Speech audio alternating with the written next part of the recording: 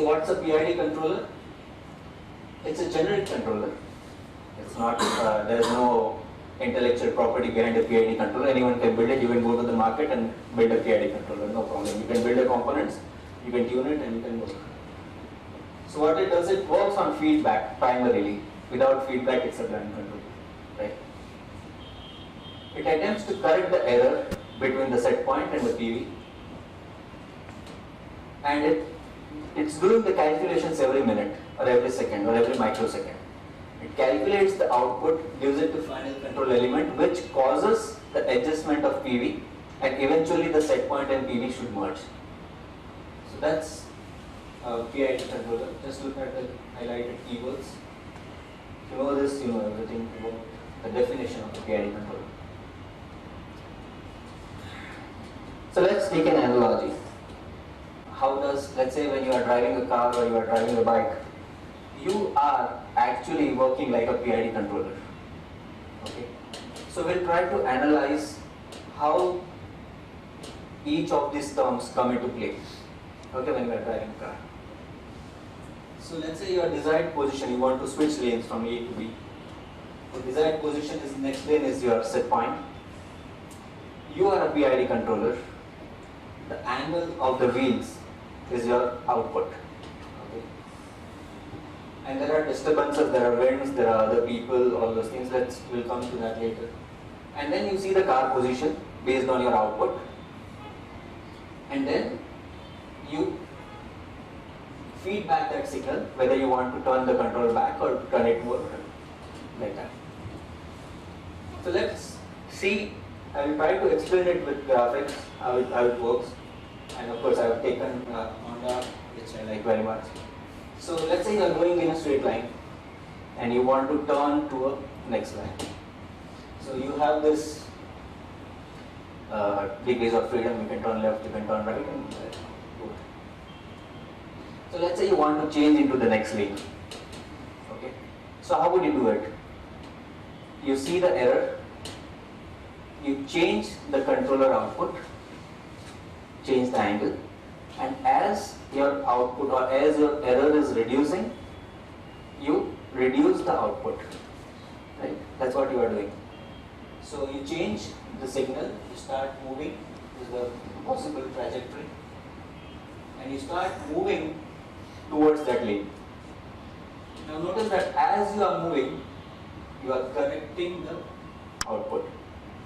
So what is happening is, your output is proportional to the error. So initially your output is maximum.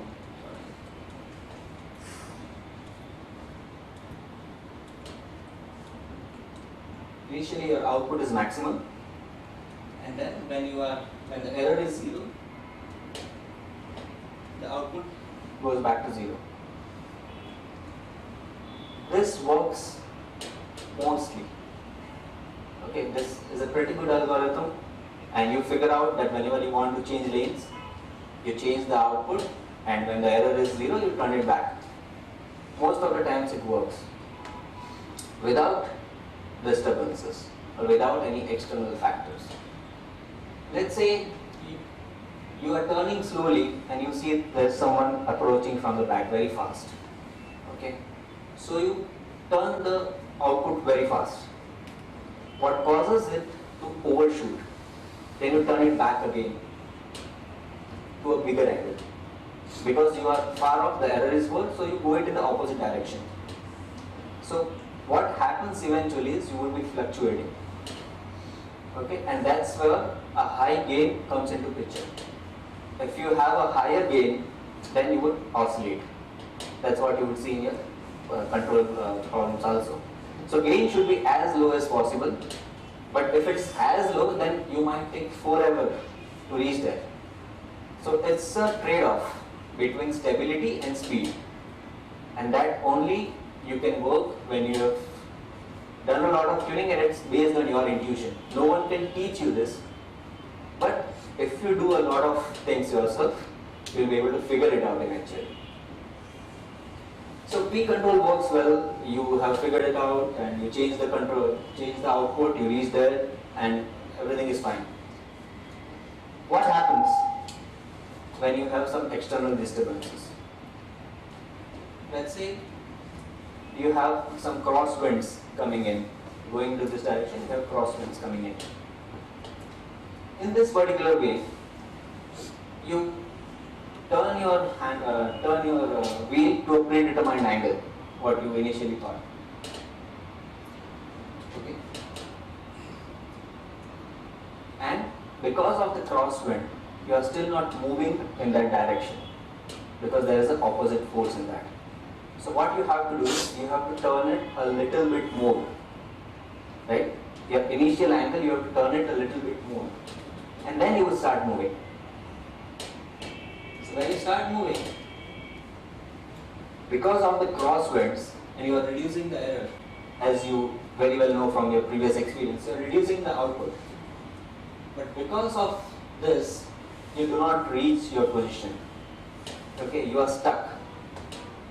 You have an offset, right? And why you are stuck in this position? Because your proportional rule says that your angle or change in output should be proportional to error. The error is not changing, so you cannot change the output, and you cannot change the output, so error is not changing. It's a loop and you are stuck. So at this point, what you need is something more.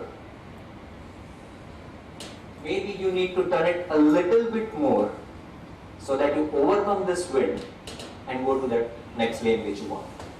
So turn it a little bit more, I think. So turn it a little bit more and you reach it. So what is happening is you need an additional term, or initial bias, you had to reset it a little bit so that you meet your, and the error is 0.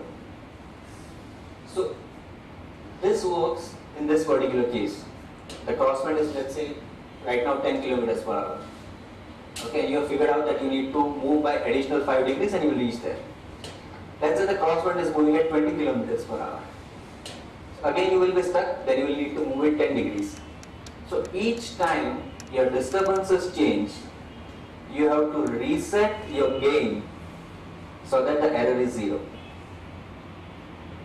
Wouldn't it be nice if you had an automatic reset, right? And that is your integral term. It resets the gain each time the disturbances are there, such that your error turns 0. So what it is doing in this case is, whatever the error is, it is calculating the sum of the errors, and when the sum of the errors becomes large enough, it changes the controller output so that your error starts reducing. Still very confusing. Took me this much time to reach here. It may not be clear very much, but still, it's a start. And then I will tell you where I got this from. You can read it, maybe it will explain you more. Next part is derivative control.